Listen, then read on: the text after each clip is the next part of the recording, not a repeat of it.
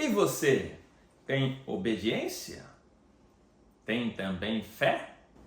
Pois é, hoje falaremos sobre um assunto muito importante que se relaciona à obediência e fé. Fique conosco que logo você vai descobrir que assunto é esse. Queridos e amados irmãos, inicia-se aqui mais um vídeo do canal Discípulos de Cristo. Muito bem. E você tem obediência? Você é daqueles que gostam de obedecer ou você gosta de seguir pelos seus próprios caminhos? E fé? Tem um bocadinho de fé, hein? Pois é sobre esse assunto que nós vamos falar hoje. Logo você vai descobrir. O suspense será pouco. Um dos assuntos mais difíceis de ser tratado na igreja se relaciona aos dízimos. O nosso inimigo, sabendo disso, explora muito bem esse assunto e de uma forma pejorativa, hein? Tentando estabelecer um engano a muitos irmãos. O ato de dizimar dá uma perfeita demonstração ao nosso Deus da nossa fé. E isso permite que alcancemos prosperidade vinda de Deus. E além disso, proporciona algo que às vezes é pouco explorado nas mensagens, mas que para nós é de suma importância, pois através dos dízimos demonstramos ao nosso Deus que nada nos faltará e também podemos demonstrar o tamanho da nossa fé. Ora, sem fé é impossível agradar a Deus, porque é necessário que aquele que se aproxima de Deus creia que Ele existe e que é galardoador daqueles que o buscam. Pois é isso mesmo. Hoje falaremos sobre dízimo, um grande tabu para o infiel, hein? O infiel, ele entende que nós somos manipulados para dizimarmos, não é? Mas ele não entende a profundidade que há sobre isso. Muitas pessoas que não seguem o cristianismo ortodoxo como nós, eles são abençoados indiretamente, sabia? Quando eles abençoam, quando eles fazem negócio, por exemplo, com uma pessoa que oferta na obra missionária, indiretamente ele está sendo abençoado e nem sabe. Mas sobre isso falaremos nas próximas aulas. Muito bem. A aula de hoje ela se resume em 3 tópicos e a conclusão. Eu vou pedir para a nossa técnica colocar aqui do meu ladinho esquerdo, do seu direito aí que está assistindo. O primeiro tópico vai falar sobre redenção. Não há como falarmos sobre dízimo sem entendermos o que é a palavra redenção. O segundo falará sobre o dízimo no Antigo Testamento e o terceiro falará sobre o dízimo no Novo Testamento. Porque muitos têm essa ideologia, né? Que dízimo ficou com a lei e não é bem assim. E depois nós vamos concluir esse assunto tão rico, tão vasto, tão difícil de ser pregado, não é? Tantas pessoas têm dificuldade de falar sobre isso, mas é preciso, porque é bênção para minha e para a sua vida. Vamos lá, tópico 1, redenção. Antes de falarmos sobre os dízimos, vamos entender através de diversos textos bíblicos como ocorre o processo da redenção. Se eu perguntar para você o que quer dizer redenção, você vai falar e não vai entender a profundidade deste assunto. Este assunto ele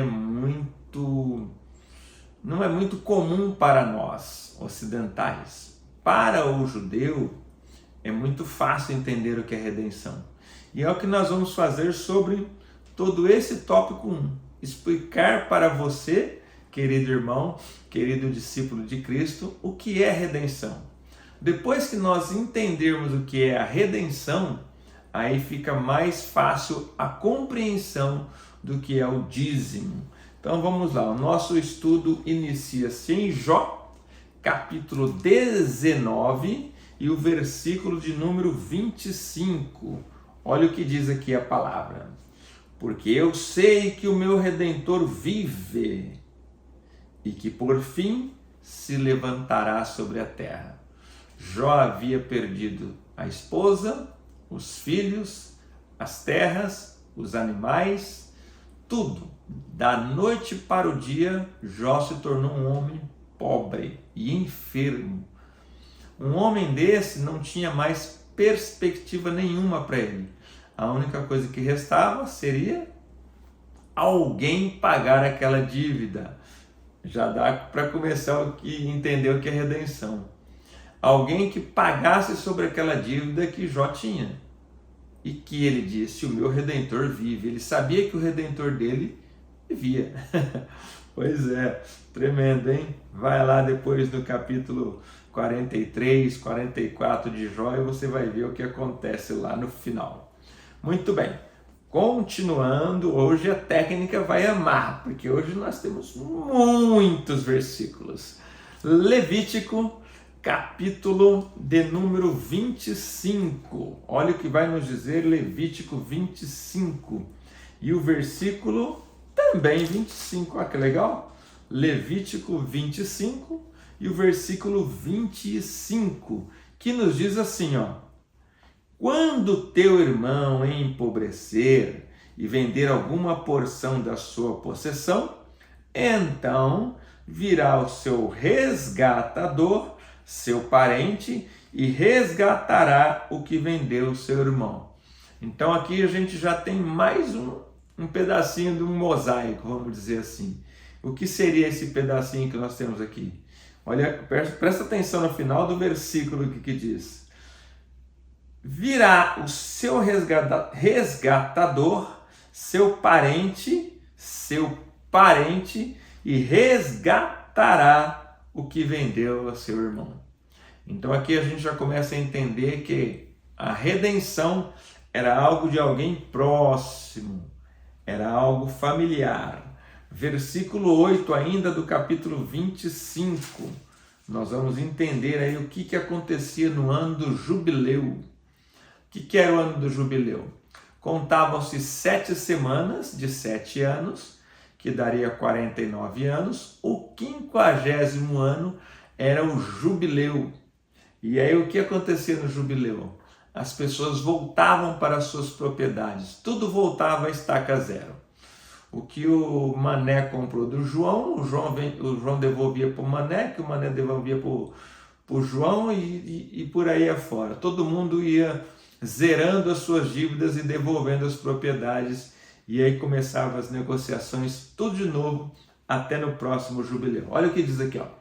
Versículo 8. Também contará 7 semanas de ano, 7 vezes 7 anos, de maneira que os dias das semanas de ano serão 49 anos.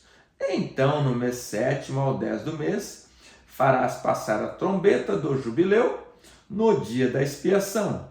Fareis passar a trombeta por toda a terra, e santificareis o ano 50º, e apregoareis liberdade na terra a todos os seus moradores.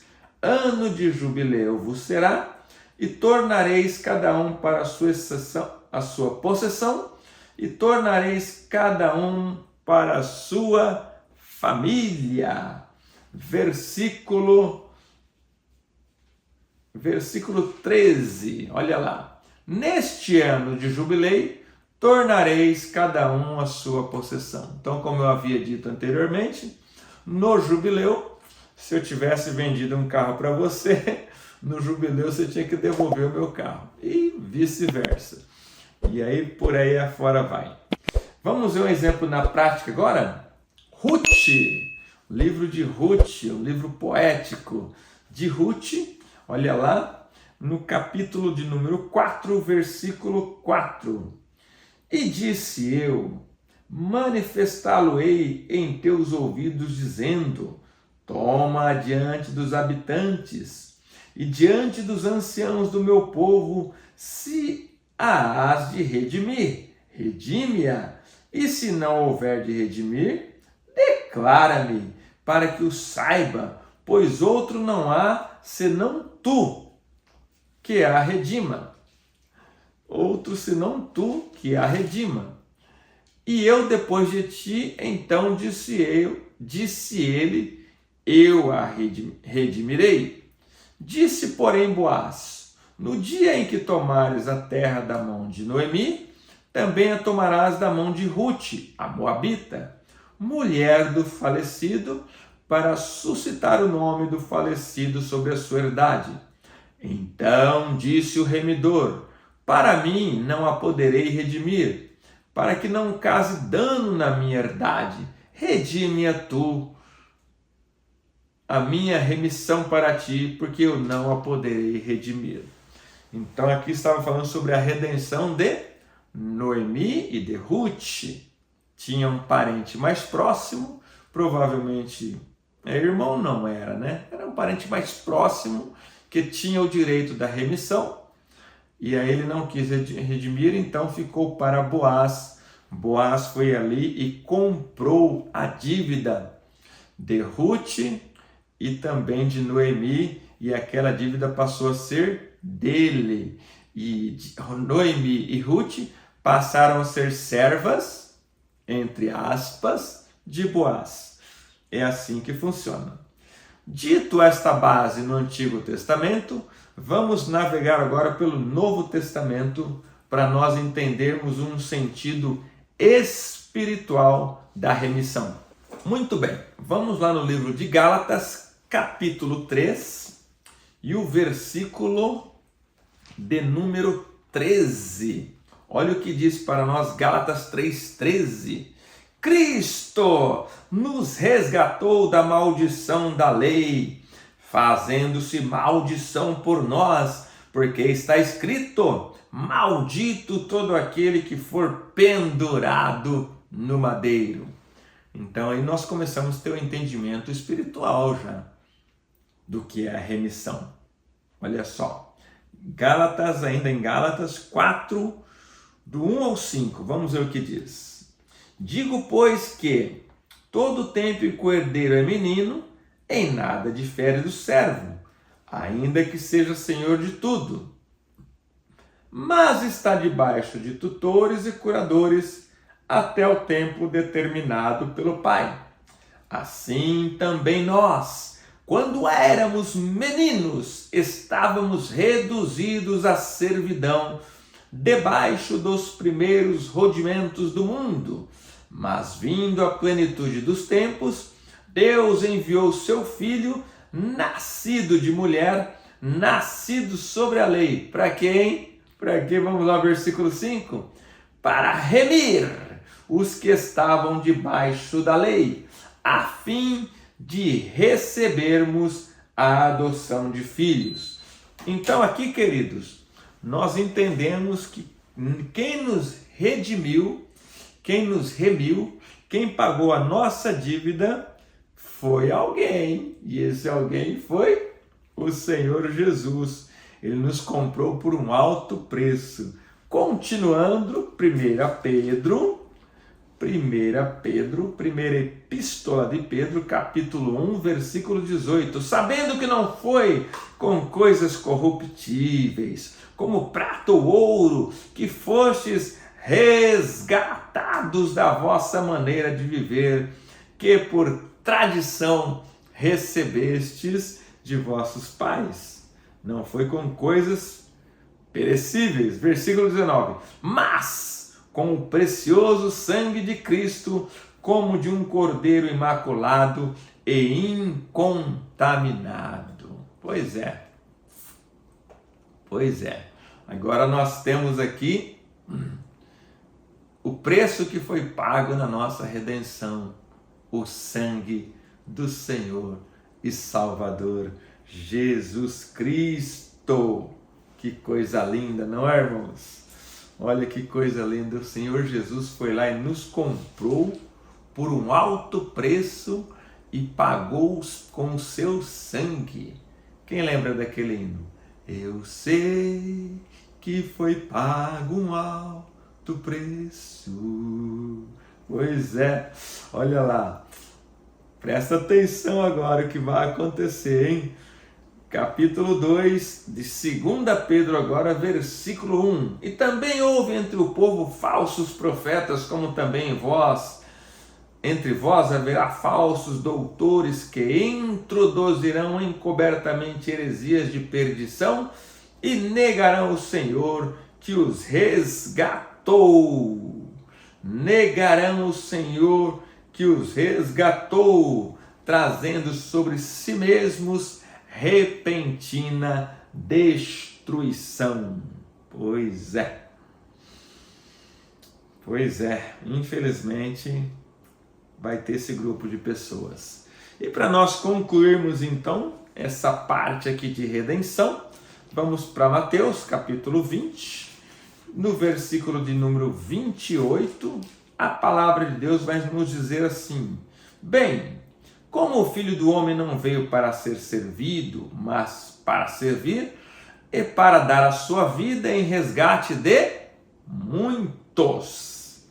E aí nós concluímos o estudo da redenção em 1 Timóteo, primeira epístola de Paulo ao seu discípulo Timóteo, no capítulo 2 e no versículo 6, que diz assim: o qual deu a si mesmo em preço de redenção por todos, para servir de testemunho ao seu tempo.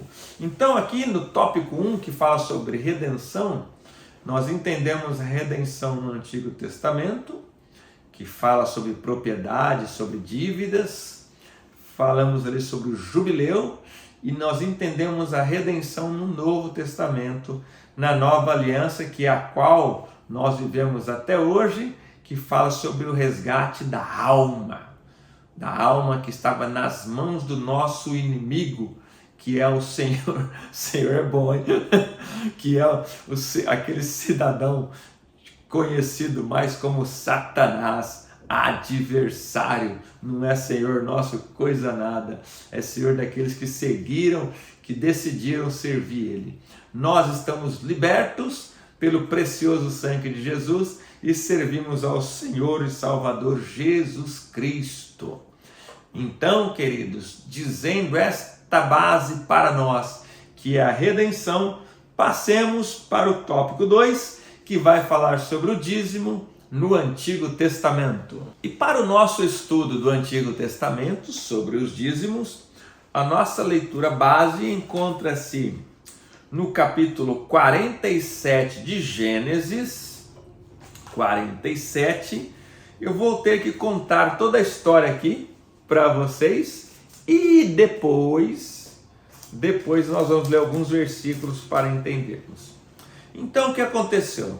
Lembra lá do sonho do faraó? 7 vaquinhas magras que comeu 7 vacas gordas? Depois 7 espiguinhas ralinhas que devorou as espigas gordas? Pois é, ali José interpretou aquele sonho, que seriam 7 anos de fartura e depois 7 anos de fome. E então José faz grandes celeiros ali para Faraó. Faraó abastece o Egito e o Egito vira uma potência mundial em época de fome. Foi exatamente isso que aconteceu. No primeiro ano, o que as pessoas fizeram? Foram lá e venderam toda a colheita para José. Colheita, os animais, venderam tudo. Tudo é seu, José. José foi e comprou tudo para Faraó. No segundo ano ainda continuou a seca. Eles não tinham mais o que vender. Então eles venderam o quê? As suas terras. Toda a terra foi uma das maiores transações imobiliárias que já houve. Toda a terra foi vendida para José. José comprou a terra dos servos ali para Faraó.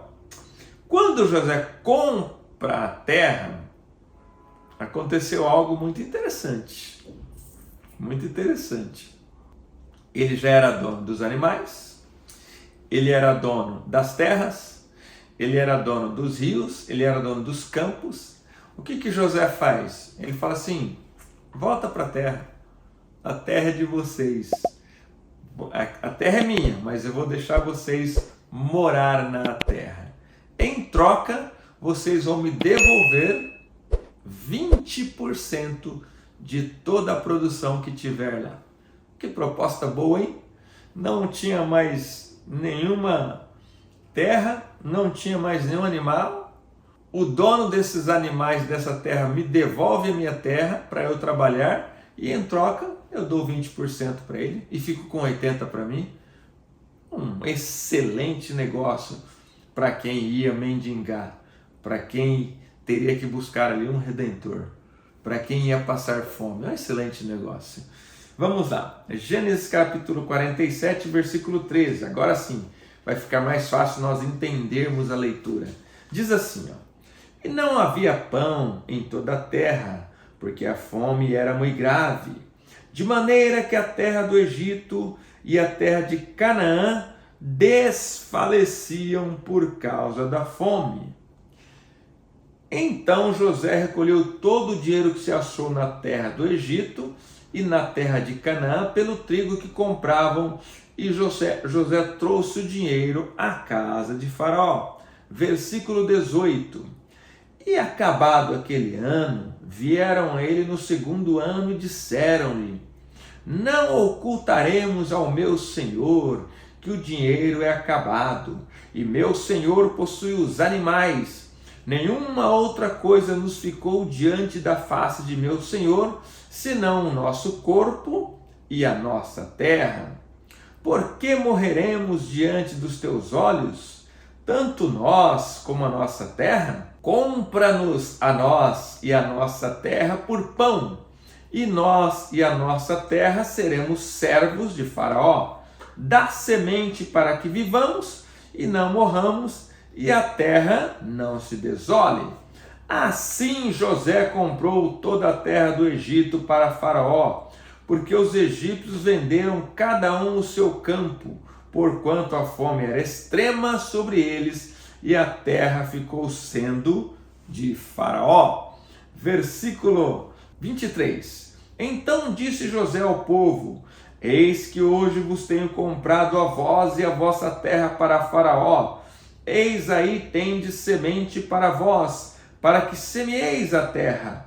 Há de ser, porém, que das colheitas dareis o quinto a Faraó, e as 4 partes serão vossas para a semente do campo e para o vosso mantimento e do que estão nas vossas casas, e para que comam os vossos meninos.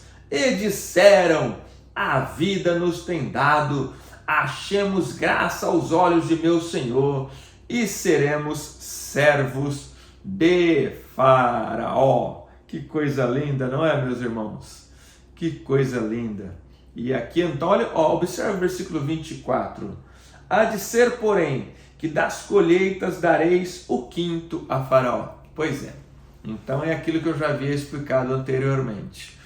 José compra a terra deles, José compra as sementes, compra os gados, eles continuam morando na terra como servos, e em troca eles devolvem 20% para José. Levítico, mais um texto. Agora nós vamos entrar numa natureza do dízimo importante, hein? Antes disso, vamos para Gênesis 14. Olha lá o que tem 2 mistérios aqui em Gênesis 14, hein?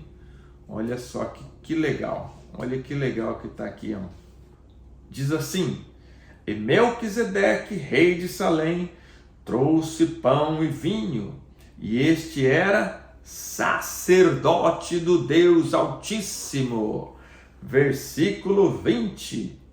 Bendito seja o Deus Altíssimo, que entregou os teus inimigos nas tuas mãos e deu-lhe o dízimo de tudo. Então Abraão deu o dízimo ali para esse Melquisedeque, que na linguagem bíblica, na simbologia bíblica, simboliza Cristo, rei de Salém, o rei dos reis. Continuando, e aí então nós encerramos aqui o tópico 2, vamos para o texto áureo sobre o dízimo, que está lá em Malaquias, capítulo de número 3, versículo 10 e 11, que diz assim: trazei os dízimos à casa do tesouro, para que haja mantimento na minha casa, e depois fazei prova de mim, diz o Senhor dos Exércitos, se eu não vos abrir as janelas do céu, e não derramar sobre vós uma bênção tal, que dela vos advenha maior abastança. Versículo 11, e por causa de vós, repreenderei o devorador, para que não vos consuma o fruto da terra, e a vide no campo não vos será estéril, diz o Senhor dos Exércitos. Então aqui encerra-se o tópico 2, onde Malaquias orienta o povo a trazer todos os dízimos à casa do tesouro. Tá? O que as pessoas vão dizer? Ah, pastor, dízimo é coisa do Antigo Testamento. Será? Vamos lá. Vamos agora para o tópico 3. Vamos ver o que acontece com o dízimo no Novo Testamento. Será que é?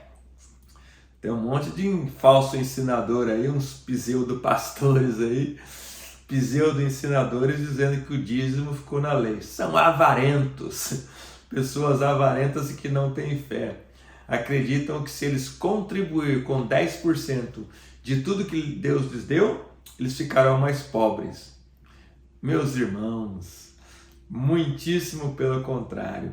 Aquele que tem a fé para fazer isso, Deus abençoa e muito. Conheço muitas testemunhas sobre isso, hein? Vamos lá. Mateus 23, versículo 23. Olha o que diz aqui o texto bíblico.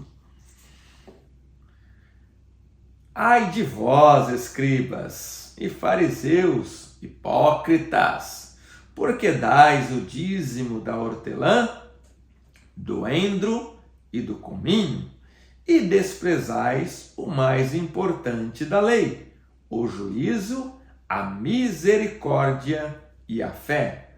Deveis, porém, fazer estas coisas e não omitir aquelas. Não é?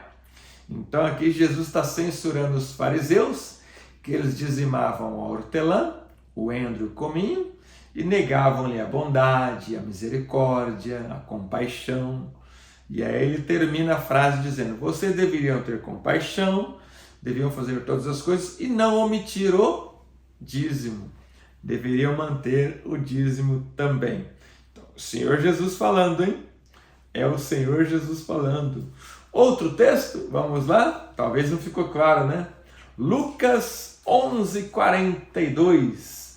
Evangelho do Dr. Lucas 11:42 diz assim: mas ai de vós, fariseus, que dizimais a hortelã, a arruda e toda a hortaliça, e desprezais o juízo e o amor de Deus. Importava fazer estas coisas e não deixar as outras.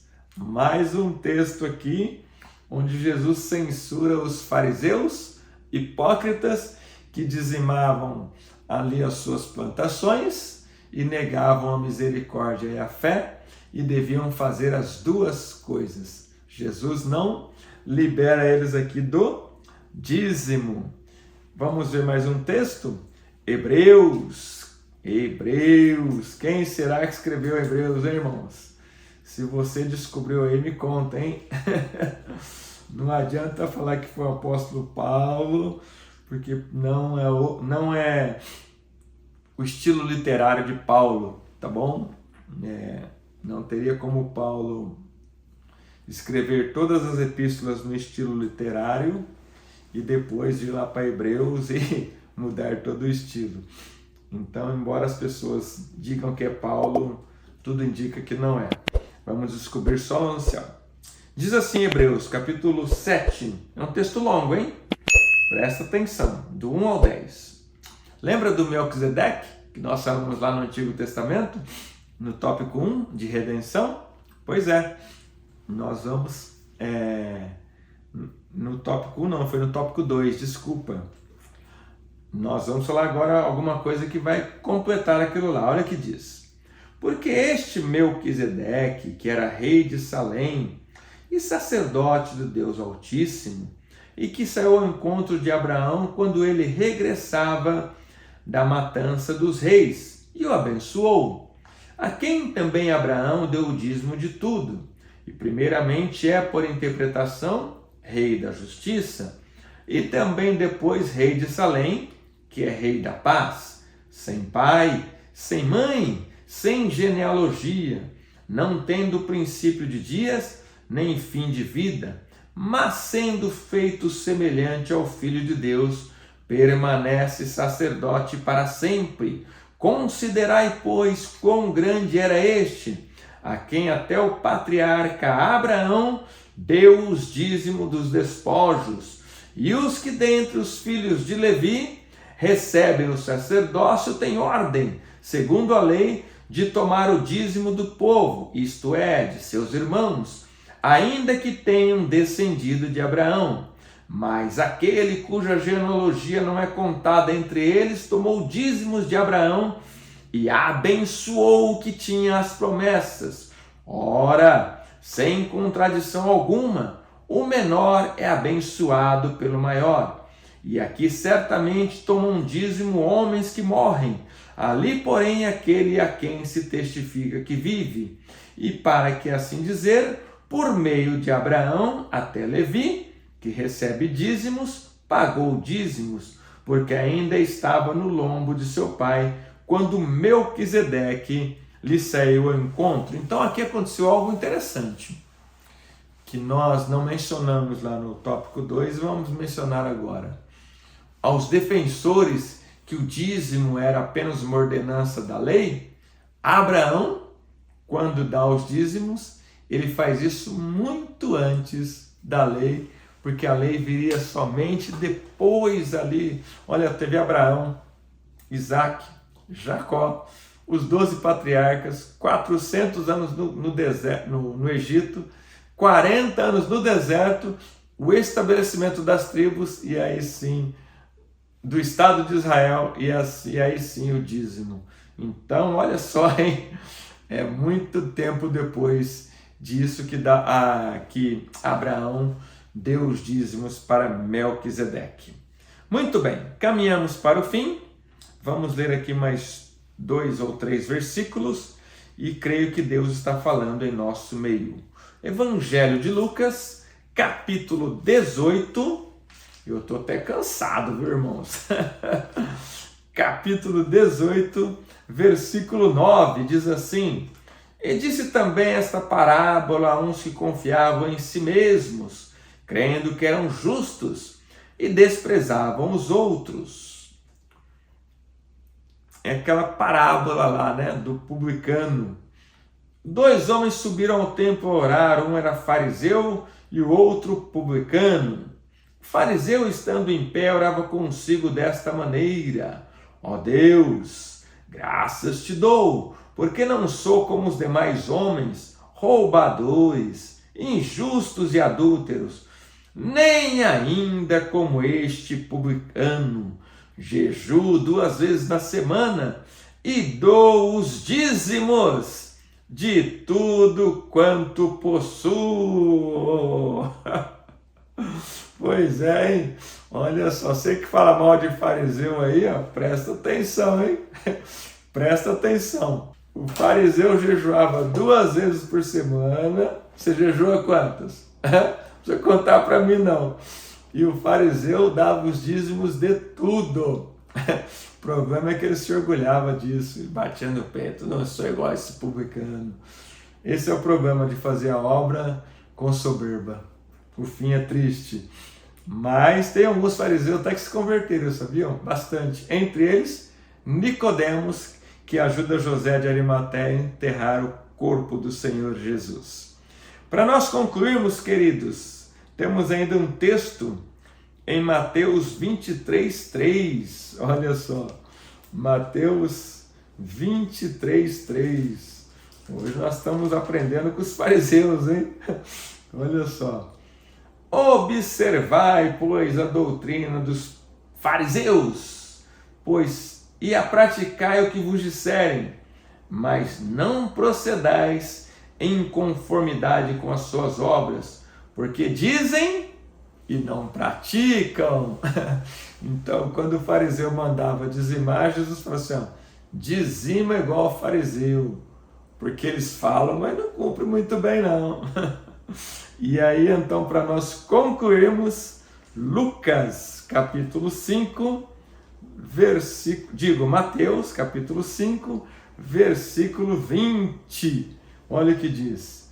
Por isso vos digo, se a vossa justiça não exceder a dos escribas e fariseus, de modo nenhum entrareis no reino dos céus. Meu querido, nós temos inúmeros testemunhos sobre dízimo que nós costumamos compartilhar lá na sala do discipulado. Mesmo que você seja batizado e queira participar dessa aula, lá no discipulado, a aula ela é recheada, não só essa aula como outras aulas, essas aulas são recheadas de testemunhos. Aqui nós temos que fazer algo mais compacto, mais acelerado. Olha só, uma aula do discipulado demora 2 horas. Aqui nós temos que fazer em 40 minutos, 35, 45. Então aqui a coisa é mais dinâmica. Mas o Senhor Espírito Santo nos colocou no nosso coração de fazermos esta divulgação, este estudo, e nós somos obedientes à voz do Espírito. Então aqui está, nós concluímos a lição de número 7 de 14 lições, chegamos aí a 50% dessa série, hein? A lição de número 7 que fala sobre dízimo. Se você puder, se você estiver geograficamente por perto e quiser participar de uma de nossas aulas lá no discipulado, tem que fazer a inscrição, porque o local onde nós fazemos lá não cabe muitas pessoas, né? Nós já temos os discipulados que vão batizar, a eles é dada preferência, mas talvez um dia ou outro nós vamos conseguir te encaixar em uma aula aí. Para isso é necessário fazer a inscrição. Pode fazer com a Stefaninha, que é a nossa técnica, a minha filha querida, estudou para isso, viu? Que não tem puxadinho não, aqui tem competência pura. Ou pode fazer diretamente comigo, a Stefaninha vai descobrir um link aí, alguma forma de nós fazermos isso. Vamos para a conclusão? A conclusão diz assim: ao analisarmos estas diversas passagens bíblicas, fica evidente para nós a importância deste mandamento divino, pois além de aumentar a nossa fé, nos aproxima de Deus e temos total e plena condição de observar os milagres de Deus em nossas vidas. Para encerrarmos, eu vou encerrar com o mesmo ensinamento do início. Dízimo, ele tem 2 bases: obediência e fé. Obediência e fé. Isso resume o dízimo. Dízimo igual obediência e fé. Que Deus te abençoe, te guarde, te proteja. Nos encontramos nos ares com o Senhor Jesus, ou na próxima aula, ou talvez nos cultos, quem sabe. Deus te abençoe e te guarde.